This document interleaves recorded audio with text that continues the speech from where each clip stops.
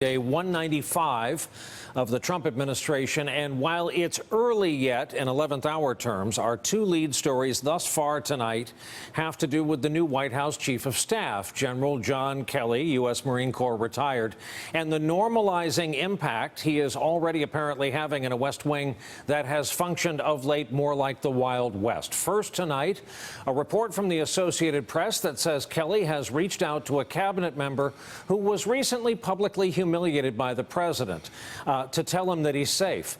Jonathan Lemire broke the story. Jonathan standing by to talk to us. It goes like this, quote, Kelly, in one of his first acts in his new post, called Attorney General Jeff Sessions to reassure him that his position was safe despite the recent onslaught of criticism he has taken from President Donald Trump. The second report tonight is from Politico. It's about Kelly cracking down on the flow of information to the president. Quoting here, Kelly has told aides that anyone briefing the president needs to show him the information first. The Trump West Wing tradition of aides dropping off articles on the president's desk and then waiting for him to react with a screaming phone call or a hastily scheduled staff meeting must stop. The non-Kelly news at the White House was made in the briefing room today. A new immigration plan widely considered to have no future in Congress that would cut by 1/2 the number of people we allow in legally and would create a merit-based system of entry awarding points for things like age and job skill and ability to speak English. And in announcing this plan, a White House staffer became a bigger story than the plan itself. We're about to show you the senior advisor to the president, Stephen Miller. This exchange begins after the New York Times' Glenn Thrush asked Miller for stats to back up this new approach. Well, I think it's very clear, Glenn, that you're not asking for common sense. But if I could just answer your question, I named the studies, Glenn. Glenn, I named the studies. I asked you for a statistic. Can you tell me Glenn, how many? Maybe we'll make a carve-out in the bill that says the New York Times can hire all the low-skilled, less-paid workers they want from other countries, and see how you feel then about low-wage substitution. This is a reality that's happening in our country. I want to be serious, Jim. Do you really at CNN not know the difference between green card policy and illegal immigration? Sir, you really don't know that? Cuban immigrant. He came to this country in 1962, right before the Cuban Missile Crisis, and obtained a green card. But this whole notion of, well, they could learn, they have to learn English before they get to the United States. Are we just going to bring in people from Great Britain and Australia?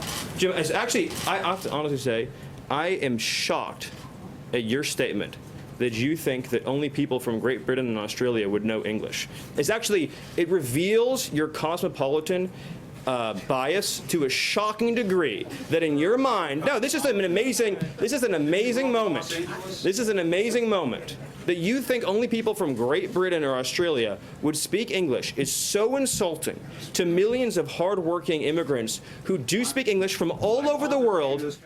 That's about the way it went. If Mr. Miller looks familiar, this is his second overheated on-camera performance. His first was back in February, asserting his boss's unquestioned powers. Do you feel like you and your staff there that you're in control of events at the White House? I think to say that we're in control would be a substantial understatement. We have a president who has done more in 3 weeks than most presidents have done in an entire administration. I'm prepared to go on any show, anywhere, anytime, and repeat it and say the president of the United States is correct 100%. The end result of this, though, is that our opponents, the media, and the whole world will soon see, as we begin to take further actions, that the powers of the president to protect our country are very substantial and will not be questioned. More on Mr. Miller later. And about Mr. Miller's boss, let's switch to numbers. Donald Trump's approval rating hit a new low, according to new polling by Quinnipiac. It found 33% of Americans now approve of the job he's doing, 61% disapprove. On the upside first, 55% of Americans think Trump is intelligent, 57% think he's a strong person. But then there's this, as they say. 54% of respondents are embarrassed he's the president. 59% say he does not care about average Americans.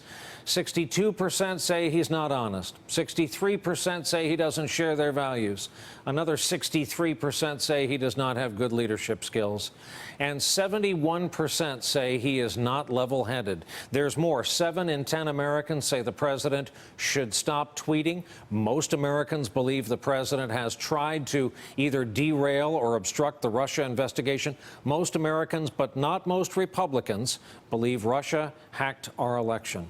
All of this is happening, let's not forget, against the very real-world backdrop of North Korea, testing intercontinental ballistic missiles and at the same time testing the patience of the U.S. and its neighbors. The situation could turn cataclysmic at any time.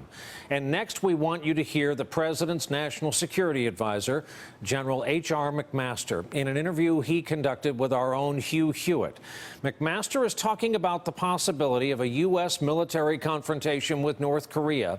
We're going to play this as it aired on this network in the 4 o'clock hour this afternoon, including the reaction to it in real time, in the moment, by our 4 p.m. host, Nicole Wallace, who, let's not forget, was communications director in the Bush 43 White House. Look at the nature of that regime. If they have nuclear weapons that can threaten the United States, it's intolerable from the president's perspective.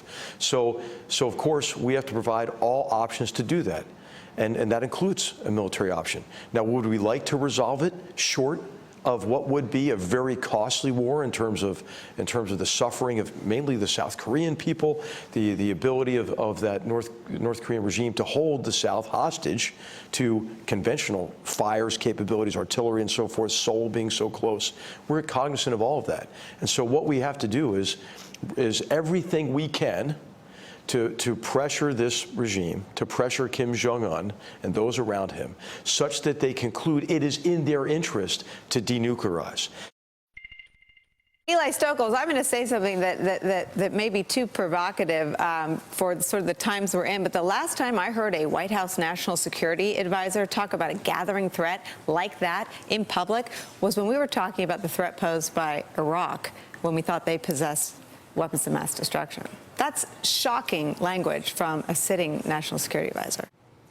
That was Nicole Wallace in this very studio in the 4 p.m. hour today. With that, let's bring in tonight's starting panel. White House reporter for the Associated Press, the aforementioned Jonathan Lemire, who broke that story tonight about the Attorney General.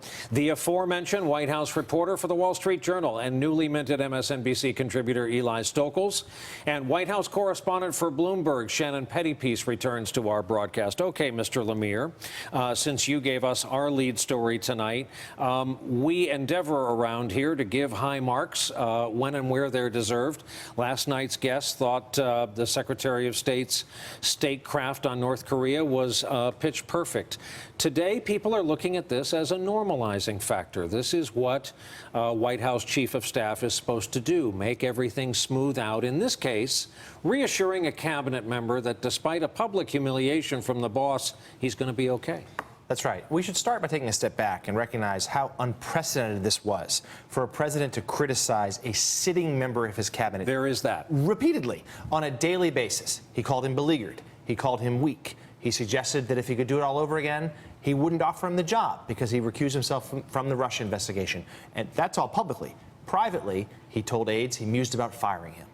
But over the weekend, we've reported in the Associated Press tonight that the new chief of staff reached out to the Attorney General, suggested that while the president is still miffed about some of this, still perhaps thinks that you were not as loyal as you should have been, your job is safe, that we're not looking for you to resign. The president is not looking to fire you. Also, within the White House, there is a growing recognition that the attacks on the Attorney General were politically risky. Jeff Sessions is still very popular among the conservative base that helped elect this president. We saw last week a number of senators rush to his defense. A number of influential members of the conservative media rush to his defense. And he's been an activist cabinet member. That's exactly right. There are people who believe that he is, in fact, perhaps been the cabinet member who's been most successful in terms of delivering on Trump campaign promises. So this is General Kelly taking a step to try to take the temperature down, to try to say, look, we're going to try to move beyond this and get back to work. Now, to Eli Stokols, who we note has cosmopolitan tendencies. Let's be fair. Thank you, Brian. About Mr. Miller and about the new Chief of Staff, Kelly. How is Kelly likely to view that appearance in the briefing room today, as opposed to how the boss is likely to view that appearance? Yeah, I think that's the question. I mean, I think what he was doing out there was sort of mollifying that base, the Breitbart reader who looks at this and sees the attacks on Sessions and says, wait a second, what are you doing? We like that guy. I mean, here they are again, sort of out in the open playing the white identity politics card, as they did so often throughout the campaign. It's probably a win for their base. The president probably likes the combativeness when he sits back there and sees, you know, Stephen Miller going at members of the press, the mainstream media. He probably likes that, but you can see from what the new chief of staff is trying to do, John Kelly's reaching out to Democratic leaders. He's trying to sort of pacify situations, cool tensions, and he's trying to figure out how to stabilize this administration. And he recognizes that you've got to do more if you're going to be successful than just please your own base, than just rile up your base and harden divisions. And I don't think Stephen Miller did that. I think he continued to sort of, you know, inflame passions, excite the president, excite the base, and they got to get beyond just doing that if they're going to be successful in the administration. I think, you know, trying to sort of ease tensions is smart, but I think anybody who's sitting there and trying to, and saying, okay, everything's fixed, new sheriff's in town. I mean, Donald Trump is who Donald Trump is, right? And just because Kelly says something to Sessions doesn't mean that Donald Trump won't get agitated and lash out again. Just because Mike Pence is going around Europe reassuring allies that we stand with them and we're going to help defend them against Russia, I don't know how anybody can really take that completely seriously, because everybody knows that you have a very volatile commander-in-chief in that Oval Office, and nobody knows what he's going to do. And Mike Pence can say whatever he wants in Europe, and John Kelly can say and act and do things that a normal chief of staff would do to sort of stabilize that West Wing. But again, this all comes down to Donald Trump and his ability to sort of rein in those impulses. So, Shannon, then we have the matter of our lead stories there preceding you of these numbers, these poll numbers. You'll note, as you have noted, that Donald Trump doesn't talk about the polls anymore. They were a staple of his rally speeches during the campaign. The question to you is, do you think these numbers are baked into the cake, to mix my metaphors, that he is going to be underwater, but this is about damage control and moving forward and trying to cobble together some semblance of an agenda?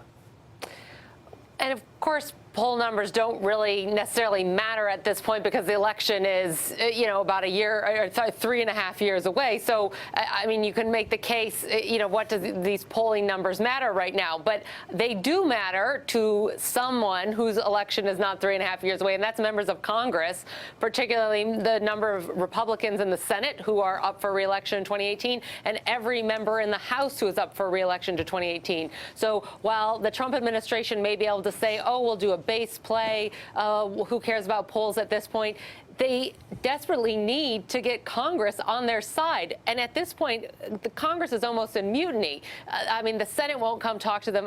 You know, they want the Senate to talk about health care. McConnell's saying, no, moving on.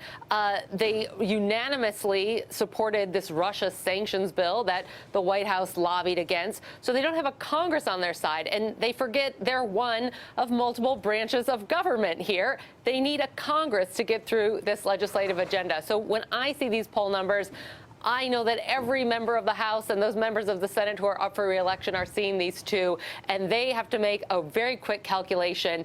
Do I distance myself? How far at this point? I mean, not do I distance myself from the president, but how far do I distance myself from them when my re-election's coming around in really about a year from now? Jonathan, all of this is so new. All the behavior we're seeing from the podium and looking at the podium.